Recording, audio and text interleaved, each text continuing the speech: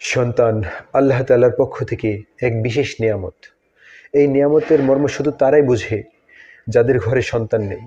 রাসূল সাল্লাল্লাহু আলাইহি ওয়াসাল্লাম আমাদের সন্তানদেরকে উত্তমভাবে প্রতিপালন করতে বলেছেন এবং তাদেরকে উত্তম শিক্ষায় শিক্ষিত করতে বলেছেন। কেননা একজন নেক সন্তান হলো বাবা মায়ের জন্য পৃথিবীতে রেখে যাওয়া সর্বোত্তম সাদাকা। রাসূল সাল্লাল্লাহু আলাইহি ওয়াসাল্লাম বলেছেন, মৃত্যুর পরেও মানুষের যে আমলগুলো চলমান থাকে তার মধ্যে থেকে অন্যতম একটি হলো সেই নেক সন্তান, যেই সন্তান বাবা মায়ের মৃত্যুর পরেও তাদের জন্য দোয়া করবে।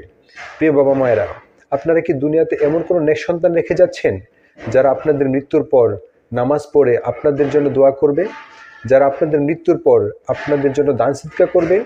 আপনারা কি এমন কোনো আল্লাহ ভীরু সন্তান রেখে যাচ্ছেন যারা আপনাদের মৃত্যুর পর আপনাদের মাগফিরাতের জন্য প্রভুর দরবারে, আল্লাহর দরবারে কাকুতি মিনতি করে কান্না করবে, যারা আকাশের দিকে দুহাত তুলে চোখের পানি ছেড়ে দিয়ে বলবে রব্বির হামহুমা কামা রাব্বায়ানি সগীরা, হে আমার প্রতিপালক, আপনি আমার বাবা মায়ের প্রতি অনুগ্রহ করুন যেভাবে শিশুকালে তারা আমার উপর অনুগ্রহ করেছিল?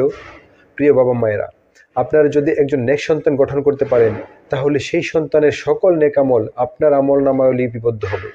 আপনার মৃত্যুর পরেও আপনার নেক আমল বন্ধ হবে না। আপনার সন্তান জীবনে যত ওয়াক্ত নামাজ পড়বে, যত পরিমাণ দান সদকা করবে, যতগুলো রোজা রাখবে, যতবার হজ করবে, যত ভালো কাজ করবে, সকল ভালো কাজের সমপরিমাণ সওয়াব আপনার আমল নামায়ও লিপিবদ্ধ হবে। কেননা আপনারই তো আপনাদের সন্তানদেরকে উত্তমভাবে প্রতিপালন করেছেন, তাদেরকে দ্বীনের পথে চলতে শিখিয়েছেন। আল্লাহ তাআলা পবিত্র কালামে মাজিদে ঈমানদারকে লক্ষ্য করে বলেন, হে ঈমানদার, তোমরা নিজেরা জাহান্নামের আগুন থেকে বাঁচো এবং তোমার পরিজনদেরকে জাহান্নামের আগুন থেকে বাঁচাও। আল্লাহ তাআলা এই আয়াতে শুধুমাত্র নিজেদের বাঁচতে বলেননি, বরং পরিবারদেরকে জাহান্নামের আগুন থেকে বাঁচাতে বলেছে। প্রিয় বাবা মায়েরা, আপনারা এমন এক সময়ে আপনাদের সন্তানদেরকে প্রতিপালন করছেন সর্বত্রই ফিতনার ছড়াছড়ি। এজন্যই সর্বদা সাবধান থাকবেন এই ভয়াবহ ফিতনা যাতে আপনার পরিবারকে গ্রাস করতে না পারে।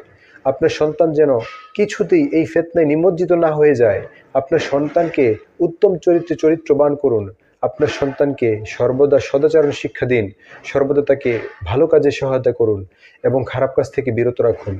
আপনার সন্তানকে দ্বীনি শিক্ষায় শিক্ষিত করুন। আপনার সন্তানকে আল্লাহ ভীরু সন্তান হিসেবে গড়ে তুলুন।